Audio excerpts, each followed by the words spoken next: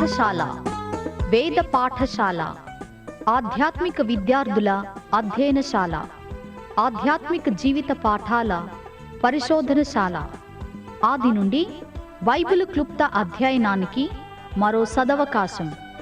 ఆయా వ్యక్తుల జీవిత పాఠాలు నేర్చుకునే మరో సువర్ణవకాశం.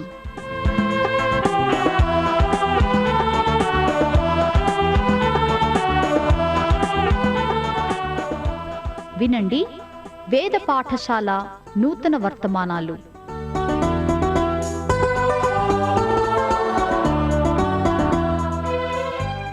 దేవుని వాక్య అధ్యయనానికి ఏర్పాటు చేయబడి బైబిల్ సంపూర్ణంగా పరిశీలించే ఆధిక్యత పొందిన మీకు రేడియో వేద పాఠశాల తరగతికి స్వాగతం. ఇంచుమించు క్రొత్త నిబంధన యొక్క సగభాగాన్ని రచించిన పౌలు పత్రికలను మనం పరిశీలిస్తూ ఉన్నాం. పౌలు పరిచర్యలో రక్షించబడిన కొందరు యూదులు గలతీ విశ్వాసులను చూసి ధర్మశాస్త్రపరమైన కొన్ని నియమాలను పాటిస్తేనే రక్షణ పొందగలమని, పౌలు ప్రకటించిన సువార్త ఒకటే ఆత్మరక్షణకు సరిపోదని గలతీలకు చెబుతూ వచ్చారు. ఈ విషయం పౌలుకు తెలిసి తన వ్రాతకారుడు వచ్చే వరకు కనిపెట్టలేక స్వయంగా తానే వారికి ఉత్తరం రాశాడు. గలతీ పత్రిక 1వ అధ్యాయం 6వ వచనం నుండి 10వ వచనం వరకు. క్రీస్తు కృపను బట్టి మిమ్మును పిలిచిన వారిని విడిచి భిన్నమైన సువార్త తట్టుకు మీరెంత త్వరగా తిరిగిపోవుట చూడగా నాకాశ్చర్యమగుచున్నది. అది మరి యొక్క సువార్త కాదుగాని క్రీస్తు సువార్తను చెరుపగోరి మిమ్మును కలవరపరుచువారు కొందరున్నారు. మేము మీకు ప్రకటించిన సువార్తగాక మరి యొక్క సువార్తను మేమైనను పరలోకము నుండి వచ్చిన ఒక దూత అయినను మీకు ప్రకటించిన ఎడల అతడు శాపగ్రస్తుడవునుగాక. మేమిదివరకు చెప్పిన ప్రకారమిప్పుడును మరలా చెప్పుచున్నాం. మీరు అంగీకరించిన సువార్తగాక మరి ఒకటి ఎవడైనను మీకు ప్రకటించిన ఎడల వాడు శాపగ్రస్తుడవునుగాక. ఖచ్చితమైన సత్య సువార్త పక్షంగా పౌలు భిన్నమైన సువార్తను ఎదుర్కొంటూ ఉన్నాడు. ఎలాగంటే మరి ఏ ఇతరమైన దానితో కూడా ప్రమేయం లేని విధంగా దేవుని యందలి విశ్వాసము ద్వారాను మరియు దేవుని కృపలో నుండియే రక్షణ కలుగుతుందని పౌలు ప్రకటించాడు. మీలో నేను సంపూర్తి చేసిన యేసు ప్రభు కార్యానికి అదనంగా నా పరిచర్యలో ప్రవేశించిన కొందరు మీకు భిన్నమైన విషయాలను బోధించారు అని పౌలు గలతీయులను హెచ్చరించాడు. యేసుక్రీస్తు మనిషి రక్షణకు తగినంతగా చేయలేదని, మీరు సున్నతి పొందాలనిన వారి ప్రతికూల బోధను పౌలు ఖండించాడు. ఎందుకంటే తాను గలతీయులకు ఇతరులకు బోధించిన సువార్తను అరేబియా ఎడారి అనుభవంలో ప్రభువు నుండి పొందాడు. యేసుక్రీస్తు సువార్త ముఖ్య అంశమయ్యున్న గలతీ పత్రికలో పౌలు వక్రీకరించి బోధించబడిన సువార్త వారి ముఖ్య సమస్య అయుంది. ఈ పత్రిక ఎంతో చిన్నది అయినప్పటికీ శక్తివంతమైనదయ్యుంది. 2వ అధ్యాయములోని అంశానికి భిన్నమైన సువార్త అని పేరు పెట్టవచ్చు. పేతురును ముఖాముఖిగా కలుసుకున్న సందర్భానికి ఫలితంగా ఈ గొప్ప సందేశం వెలువడింది. రక్షణ పొందిన యూదులు తాము పొందిన క్రైస్తవ్యము కంటే తమ ముందటి యోధత్వాన్ని గొప్పగా ఎంచుకొనడం ఈ సందేశములోని ముఖ్య ప్రస్తావనయుంది. ఈ విషయమై యెరూషలేములో కూటమి నిర్ణయించబడింది. యూదులు తమ యోధామత ఆచారాలు, ధర్మశాస్త్ర నియమ నిబంధనలు, సాంప్రదాయాలు ఆచరించగోరినట్టయితే ఈ విషయములో అన్యజనుల్లోని క్రైస్తవులకు ఎలాంటి నిర్బంధం ఉండరాదని, వారిపై ఎలాంటి భారాలు మోపరాదని అపోస్తలులు తీర్మానించారు. అపోస్తలుల కార్యాలు 15వ అధ్యాయం మనం చూసినట్టయితే పౌలు బర్నబాలు సువార్త పరిచర్యలో యోధా క్రైస్తవులు అన్యజనులైన క్రైస్తవులు ఒక్కటిగా చేరి ఒకరితో ఒకరు కలిసి భుజిస్తూ సహవాసం చేసినప్పుడు యోధా సాంప్రదాయము అనుసరించబడిందా అనే ప్రశ్న కూడా తలెత్తింది.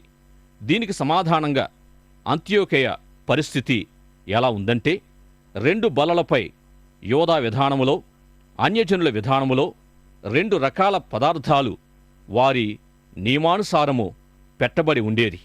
యూదులు తమ ఆచార ప్రకారం నడుచుకునేవారు. అన్యజనుల క్రైస్తవులు గుడ్లు, మాంసము మొదలైనవి తినేవారు. ఈ అన్యజనుల ఆహార విధానం యూదులకు అభ్యంతరకరంగా ఉండేది. అపోస్తలులు అంత్యోకయలో కలుసుకున్నప్పుడు పౌలు అన్యజనుల బల్లవైపు ఉన్నాడు. పేతురు యూదుల విభాగములో ఉంటూ వారి విధానాన్ని అనుసరించబోయినవాడుగా కనబడ్డాడు. బర్నబా కూడా పేతురును అనుసరించాడు. ఎలాగంటే, మొదట పేతురు అన్యజనులతో కలిసి వారి పదార్థాలు తింటూ యూదులు కనబడగానే బహుశా తినేవి విడిచిపెట్టి అటు యూదుల వైపు మళ్ళీ వారినే అనుసరించేటట్టు కనబడ్డాడు. 2వ అధ్యాయం 16-17 వచనాలు మనము జన్మము వలన యూదులమే గాని అన్యజనులలో చేరిన పాపులము కాము. మనుష్యుడు యేసుక్రీస్తునందలి విశ్వాసం వలననే గాని ధర్మశాస్త్ర సంబంధమైన క్రియల మూలముగా నీతిమంతుడిగా తీర్చబడడని ఎరిగి, మనమును ధర్మశాస్త్ర సంబంధమైన క్రియల మూలమునగాక క్రీస్తునందలి విశ్వాసము వలననే నీతిమంతులమని తీర్చబడుటకై క్రీస్తు యేసునందు విశ్వాసముంచి ఉన్నాం. మనము క్రీస్తునందు నీతిమంతులమని తీర్చబడుటకు వెదకుచుండగా, మనము పాపులముగా కనబడిన ఎడల ఆ పక్షమున క్రీస్తు పాపమునకు పరిచారకుడు ఆయన, అంటే క్రీస్తు ద్వారా రక్షణ పొందవలసి ఉండి మరొక ప్రక్క ధర్మశాస్త్రాన్ని అనుసరించాలని అంటే ఇక క్రీస్తు మన కోసం చనిపోయాడనేది ఎందుకు? ఇట్టి అసత్యాన్ని దేవుడు మనకు దూరపరచునుగాక. ఇది పౌలు ద్వారా ఇవ్వబడిన సందేశాల్లో అతి ప్రాముఖ్యమైన సత్యాలతో కూడినదై ఉంది. అంత్యోకయలోని భోజన బల్ల యొద్ద పేతురుతో పౌలు చేసిన ఈ సంభాషణ ఎంతో ప్రాముఖ్యమైనదై ఉంది. 2వ అధ్యాయం చివరలో పౌలు మనం కంటత చేయదగిన గొప్ప వాక్యాన్ని తెలియజేశాడు. నేను క్రీస్తుతో కూడా సిలువ వేయబడి ఉన్నాను, ఇకను జీవించువాడును నేను కాను, క్రీస్తే నాయందు జీవించుచున్నాడు. నేనిప్పుడు శరీరమందు జీవించుచున్న జీవితము నన్ను ప్రేమించి నా కొరకు తన్ను తాను అప్పగించుకొనిన దేవుని కుమారుని అందలి విశ్వాసం వలన జీవించుచున్నాను. నేను దేవుని కృపను నిరర్ధకము చేయను. పౌలు యొక్క జీవించడం అనేది ఈ భాగములో ముమ్మారు పలుకుతూ వచ్చాడు. విశ్వాసము ద్వారా జీవించే ఇట్టి జీవితము శాశ్వతమైనది. ఈ లోకములో కూడా క్రీస్తు సమృద్ధిని అనుభవిస్తూ విశ్వాసముతో క్రీస్తులో జీవిస్తూ ఉన్నానని విస్తారమైన ధర్మశాస్త్ర విధులు నెరవేర్చ ప్రయత్నిస్తూ జీవించడం లేదని దేవుని కృపయే తన రక్షణకు జీవితానికి ఆధారమని నొక్కి తెలియజేస్తూ వచ్చాడు. 2వదిగా క్రీస్తే నాలో జీవిస్తున్నాడని అంటూ ఉన్నాడు పౌలు. మరి ఒక చోట మీరు దేవుని ఆలయమై ఉన్నారనియూ దేవుని ఆత్మ మీలో నివసిస్తున్నాడని మీరెరుగరా అని వ్రాశాడు. మీలోనున్న క్రీస్తు మహిమ నిరీక్షణై ఉన్నాడని తెలియజేశాడు. ఈ విధంగా క్రీస్తు నాలో జీవిస్తూ నేను ఆయన యందలి విశ్వాసములో జీవిస్తూ క్రీస్తుతో పాటుగా సిలువ వేయబడ్డానని పౌలు తెలియజేశాడు. క్రైస్తవ్యములోని గొప్ప విభిన్న సత్యాలు ఈ భాగములో ఇవ్వబడ్డాయి. యేసు ప్రభు బోధనలో కూడా ఈ విషయాలు ఎంతో ప్రాముఖ్యంగా ఉన్నాయి. అవి ఏమంటే, పైకి వెళ్ళడానికి క్రిందికి దిగడం, జీవించడం కొరకు మరణించడం, జీవము కనుగొనడానికి జీవితాన్ని పోగొట్టుకోవడం. ఈ క్రమాన్ని యేసు ప్రభువారు బోధించారు. ఈ జీవితాన్ని ఏ విధంగానైనా వినియోగించవచ్చు.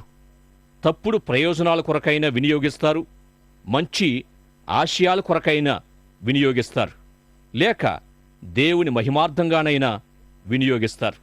అయితే యేసు ప్రభు మనము మన జీవితాలను జీవించడం గురించి ఏమైతే బోధించారో ఆ విధంగా జీవించాలి. నేను క్రీస్తులో జీవించడానికి ఆయనతో పాటు సిలువ వేయబడ్డానని పౌలు చెప్పిన ప్రకారం ఈ జీవితాన్ని పొందడానికి దాన్ని పోగొట్టుకొనడం అంటే ప్రభు నిమిత్తము త్యాగం చేయడం, ఆయనకు సమర్పించడమయ్యుంది. ఈ అంశంపై ప్రభు బోధలు, పౌలు బోధలు ఒకదానితో ఒకటి సమన్వయపరచబడ్డాయి. పౌలు పేతురుకు ఇవే విషయాలను చెబుతూ ఉన్నాడు.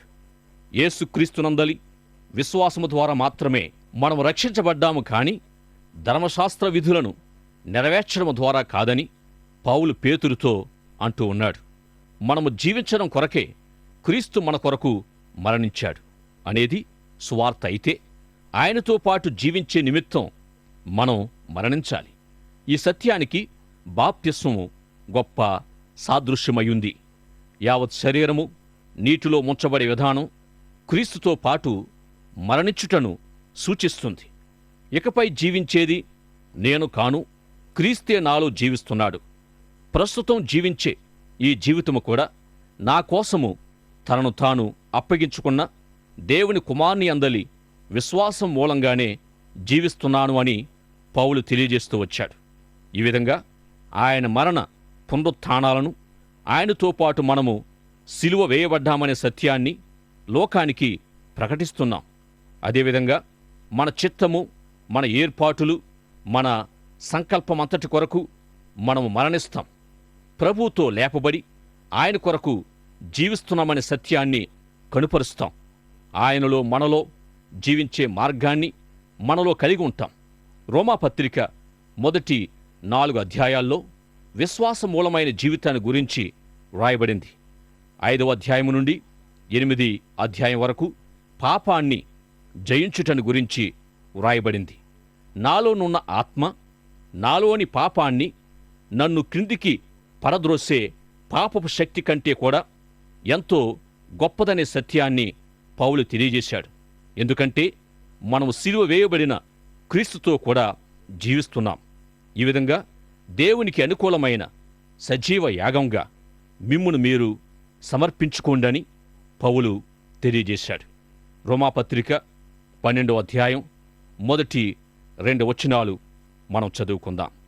కాబట్టి సహోదరులారా, పరిశుద్ధమును దేవునికి అనుకూలమునైన సజీవ యాగముగా మీ శరీరములను ఆయనకు సమర్పించుకొండని దేవుని వాత్సల్యమును బట్టి మిమ్మును బతిమాలుకొనుచున్నాను. ఇట్టి సేవ మీకు యుక్తమైనది.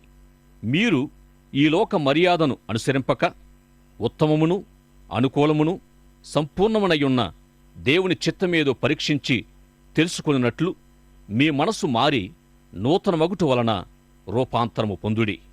గలతీ పత్రిక 3వ అధ్యాయములో పౌలు 8 ప్రశ్నలు అడిగాడు. ప్రశ్నలు అడిగే విధానం ఎంతో ఆసక్తికరము మరియు ఆలోచింపచేసేదయ్యుంది. యేసుప్రభు కూడా ఎక్కువగా ప్రశ్నలను అడుగుతూనే బోధించేవారు. ఒక్క మత్తయి సువార్తలోనే యేసుప్రభు ఆయా విషయాలపై ప్రశ్నలు అడిగిన సందర్భాలు 83 మనకు కనిపిస్తాయి. గమలీయేలు వంటి అనుభవజ్ఞులైన బోధకులు తమ బోధల్లో ప్రశ్నలు అడుగుతూ ఉండేవారు. హిల్లేలు అను బోధకుడు తన విద్యార్థులను ప్రశ్నిస్తూ తన విద్యార్థులు కలిగి ఉండే సందేహాలకు కూడా సమాధానాలిస్తూ బోధించేవాడు. సాధారణంగా హిల్లేలు తన నుండి ఎవరైనా ఏదైనా సమాధానము తెలుసుకోగోరినా ఒక ప్రశ్నకు మరొక ప్రశ్నతోనే సమాధానమిచ్చేవాడు. ఒకప్పుడు ఎవరో బోధకుడైన హిల్లేలును ఎందుకు ఎప్పుడూ నీవు ప్రశ్నలతోనే సమాధానమిస్తావు అని అన్నారట. అందుకు సమాధానంగా ఎందుకు నేనలా ఇవ్వకూడదు అని తిరిగి అతను ప్రశ్నతోనే సమాధానం చెప్పాడట. ప్రశ్నలను సదరు సమాధానాలను ఈ భాగాల్లో మనము గమనించినప్పుడు క్రియల మూలముగా కాక దేవుని యందలి విశ్వాసము ద్వారానే నీతి కలుగుతుందనే పౌలు యొక్క వాదనను అర్థం చేసుకుంటాం. ఆజ్ఞలు నియమ నిబంధనలు పాటించడం మనిషికి రక్షణ కలిగించదు. ఈ 3వ అధ్యాయములో పౌలు 2 ఉదాహరణలు చూపించాడు. దానిలో ఒకటి అబ్రాహాము క్రొత్త నిబంధనలో విశ్వాసాన్ని గూర్చి వ్రాయబడిన చోటెల్లా ముందుగా విశ్వాసానికి మూల పురుషుడైన అబ్రాహాముని గురించి చెప్పబడింది. విశ్వాసము ద్వారా నీతి కలుగుననే తన బోధలో కూడా పౌలు అబ్రాహాము పేరును ఉపయోగించాడు. గలతీ పత్రికలోని 3వ అధ్యాయపు భాగములో అబ్రాహాముని గురించి చెప్పబడినట్టి సత్యాలు బైబిల్లో మరెక్కడా చెప్పబడలేదు. 3వ అధ్యాయములో పౌలు ప్రశ్నలకు సమాధానంగా, నేను మీకు ప్రకటించిన సువార్తను మీరెట్టి విశ్వాసముతో అంగీకరించారో సరిగ్గా అబ్రాహాము కలిగి ఉన్న విశ్వాసము కూడా అలాంటిదే అని పౌలు వారికి తెలియజేస్తూ వచ్చాడు. ఇక కొంతమంది యేసుక్రీస్తు సువార్తను నమ్ముతూ అంగీకరిస్తూ ఉండగా, అదే సమయములో మిగిలిన కొందరు సువార్తను వెర్రితనముగా ఎందుకు భావిస్తున్నారనే ప్రశ్న మనకు కలుగవచ్చు. ఇక నమ్మిన వారు తెలివైన వాళ్ళ, నమ్మని వాళ్ళు తెలివిలేని వాళ్ళ అనేది కాదు. ఈ విశ్వాసానికి తెలివితో లేక తెలివిహీనతతో అసలు పనిలేదు. అసలు ఈ జ్ఞాన ప్రస్తావనే విశ్వాసానికి అవసరం లేదు. విశ్వాసమనేది దేవుని యొద్ద నుండి పొందేది, అనుగ్రహింపబడేది. ఫిలిప్పీ పత్రిక 1వ అధ్యాయం 29వ వచనములో దేవుణ్ణి విశ్వసించుట మీకు అనుగ్రహింపబడింది అని ఫిలిప్పీలతో పౌలు అన్నాడు. విశ్వాస సందర్భంలో వచ్చే ప్రశ్న ఏమిటి అంటే నిజమేనా అనేదయుంది. ప్రియ సోదరి సహోదరుడా, దేవుని అందలి విశ్వాసాన్ని దేవుని వరముగా మీరు పొందగోరుతున్నారా? దేవుణ్ణి విశ్వసించిన వారు తాము దేవుణ్ణి విశ్వసించడం తమ గొప్పగా భావించరు. ఎఫెసీ పత్రిక 2వ అధ్యాయం 8-9 వచనాల ప్రకారం విశ్వాసము క్రియలకు సంబంధించింది కాదు, అర్హతలకు యోగ్యతలకు సంబంధించింది కాదు. వారు విశ్వాసులు అనే వాస్తవాన్ని బట్టి అతిశయించే అవకాశం ఎవరికీ లేదు. ఇందుకు అబ్రాహాము మంచి ఉదాహరణయున్నాడు.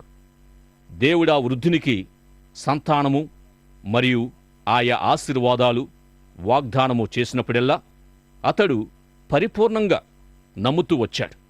అబ్రహాము యొక్క అట్టి విశ్వాసాన్ని దేవుడతనికి నీతిగా ఎంచాడు.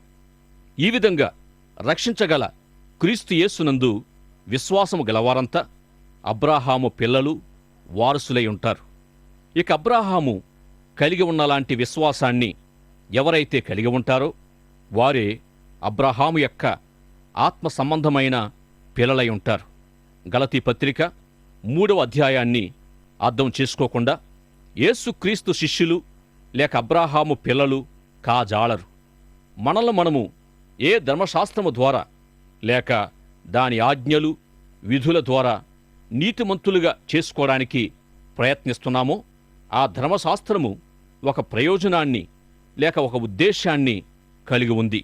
అదేమంటే తరచుగా ధర్మశాస్త్రాన్ని ఉల్లంఘించే మనిషికి అతడెన్నటికీ ధర్మశాస్త్రాన్ని ఆచరించే ప్రయత్నించడం ద్వారా రక్షించుకొన్న జాలడని చూపించడమే ధర్మశాస్త్రము యొక్క విధి అయుంది. అలాగూ నీవనుకున్నట్టు నీ నీతితో నిన్ను నీవు రక్షించుకోగలిగితే క్రీస్తు చనిపోయిందెందుకు? ఒకవేళ ధర్మశాస్త్రమే గాని మనిషిని రక్షించగలిగేది అయినట్టయితే దేవుడు తన కుమారుణ్ణి ఈ లోకానికి పంపించడం తెలివైన పని అనబడేది కాదు. తన్ను తాను రక్షించుకోగలిగినప్పుడు దేవునికి సలహాలు ఇవ్వగలిగే స్థితిలో మనిషి ఉంటాడు. గనుక దేవుడు మనిషితో సంప్రదింపులు కూడా జరపవలసి ఉండునేమో. అప్పుడు మనిషి ఎందుకు అనవసరంగా ఇదంతా ఏమీ కాదు, నేను 10 ఆజ్ఞలు పాటిస్తున్నాను, కొండమీది ప్రసంగం అన్వయించుకొని రక్షించుకుంటాను, ఇది చాలు అని ఉండును. అయితే వాస్తవం ఏమంటే మనిషి ఇంతకీ ధర్మశాస్త్రాన్ని పాటించనూ లేడు, తనను తాను రక్షించుకొననూ లేడు. ఇక రక్షణకు మంచి కార్యాలు చాలు అని కొందరు అనుకునే విధంగా రక్షణకు కావలసిన కార్యాలు మొత్తం ఎన్ని వారికి తెలుసా? తెలియదు. చేయవలసినవన్నీ మంచి కార్యాలు చేశామనేది మనకెలా తెలుస్తుంది? ఇక రక్షణకు కావలసిన పనుల మొత్తం ఇన్ని అనేది ఎలా తెలుస్తుంది? ధర్మశాస్త్రము క్రీస్తు యేసునందు విశ్వాసముంచి రక్షణ పొందబోయే వారికి బాలశిక్షకుడని గలతీ పత్రిక తెలియజేస్తుంది.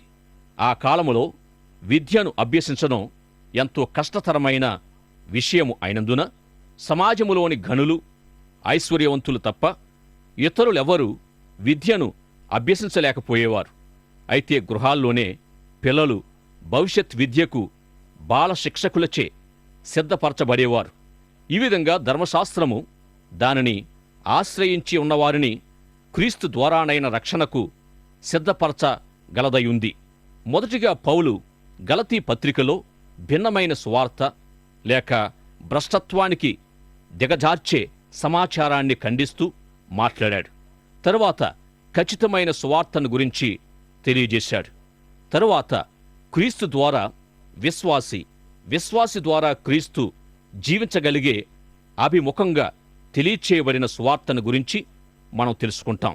తరువాత ప్రశ్నోత్తర విధానం, తరువాత విశ్వాసము, ధర్మశాస్త్రాలకు నిర్వచనమై ఉన్న అబ్రాహాము మరియు బాలశిక్షకుని గురించి మనం తెలుసుకుంటాం. ఇక 4వ అధ్యాయములో కూడా పౌలు సువార్తను ఉపమానార్థంగా విపులీకరించాడు. 4వ అధ్యాయములో అబ్రాహాము 2 కుమారులైన ఇస్మాయేలు, ఇస్సాకులను ఉదాహరించి ఉపమానార్థంగా బోధించాడు. ఇట్టి ఉపమానార్థమైన బోధన విధానం బైబిల్లో చాలా ఉంది. యోహాను వ్రాసిన సువార్త మరియు ప్రకటన గ్రంథాలు కూడా ఉపమానార్థంగానే వ్రాయబడ్డాయి. కొత్త నిబంధనలో ఉదహరించబడిన పాత నిబంధన సంగతులు వాస్తవంగా సంభవించినవై చరిత్రగా పిలువబడుతూ ఆత్మీయ అర్థాన్ని కలిగి ఉన్నాయి. అబ్రాహాము 2 కుమారులను కలిగి ఉన్నాడనేది చరిత్ర కాగా, కొత్త నిబంధనలో ఈ 2 సంగతులు ఆత్మీయ అంశాలై ఉన్నాయి. ఈనాడు అబ్రాహాము 2 కుమారుల ద్వారా యూదులు, అరబ్బులు అనే 2 జాతులు ఉద్భవించి అభివృద్ధి చెంది ఉండడం మనం చూస్తున్నాం. అబ్రాహాము తన భార్య అయిన షారా మాట వినడంతో అరబ్బు జాతి ఉద్భవించింది. అరబ్బులు ఇస్మాయిలుగా సంతానంగా పిలువబడుతూ ఉన్నారు. దేవుడు అబ్రాహాముకిచ్చిన వాగ్దానాల నెరవేర్పుకు అబ్రాహాము దేవునికి సహాయము చేయాలని ఎంతగానో ఆశించి, లోతు తన వారసుడు కావచ్చని, లేకుంటే తన ఇంటి పెద్దదాసుడు తన వారసుడు కాగలడని ఆయా సలహాలు ఇస్తూ వచ్చాడు. చివరికి 16వ అధ్యాయములో నిజంగానే ఇట్టి సహాయ కార్యక్రమాన్ని చేపట్టి షారా ప్రోద్బలముతో హాగరును స్వీకరించి ఇస్మాయేలుకు తండ్రి అయ్యాడు. ఇస్మాయేలు దైవ సంబంధము కానట్టి మానవ స్వభావానికి సాదృశ్యంగా ఉన్నాడు. దేవుని వాగ్దానాలు, దేవుని పనులు దేవుని విధానములో కాక మానవ విధానములో నెరవేర్చడానికి అబ్రాహాము ప్రయత్నించాడు. ఇట్టి శరీర సంబంధమైన ప్రయత్నానికి ఫలితమైన ఇస్మాయేలు శరీరానికి సాదృశ్యంగా ఉన్నాడు. మనంతట మనమే అన్నీ చేసుకుంటూ పైన దేవుని ఆశీర్వాదాన్ని కోరుకోవడం శరీర కార్యము, శరీర విధానమని పౌలు ఈ భాగములో తెలియజేశాడు. ఇటివారు ఇది చెయ్యి, అది చెయ్యి అంటూ తాము చెప్పినట్టు చేయడానికి, దేవుణ్ణి నడిపించడానికి ప్రయత్నిస్తూ ఉంటారు. ఇదిగో నేను చెబుతున్నాను, వారిని స్వస్థపరచు, వీరిని స్వస్థపరచు అని నేను చెప్పింది చేసి నా దగ్గరకు వస్తే అప్పుడు నీకేదైనా ఇస్తాను అంటారు. ఇది ప్రార్థన కాదు. ప్రార్థనంటే విధి నిర్వహణయుంది. ప్రతి విశ్వాసి తన విశ్వాస జీవితములో ఆత్మ, శరీరము అనే 2 శక్తులను కలిగి ఉంటూ ఉన్నాడు. ఇవి 2 ఒకదానికొకటి విరుద్ధంగా పోరాడుతుంటాయి. ఈ విధంగా పరిశుద్ధాత్మను కలిగి ఉన్నవారు తమకు తాముగా జీవించడములో కొనసాగరు. క్రీస్తు నాలో జీవిస్తున్నందున ప్రస్తుతము నేను జీవిస్తున్నానని పౌలు ముమ్మారు ఈ పత్రికలో చెబుతూ వచ్చాడు. విశ్వాసులమైన మనము కూడా ఆ విధంగా జీవించడానికి పరిశుద్ధాత్ముడు మనకు సహాయము చేయునుగాక. ఆమేన్.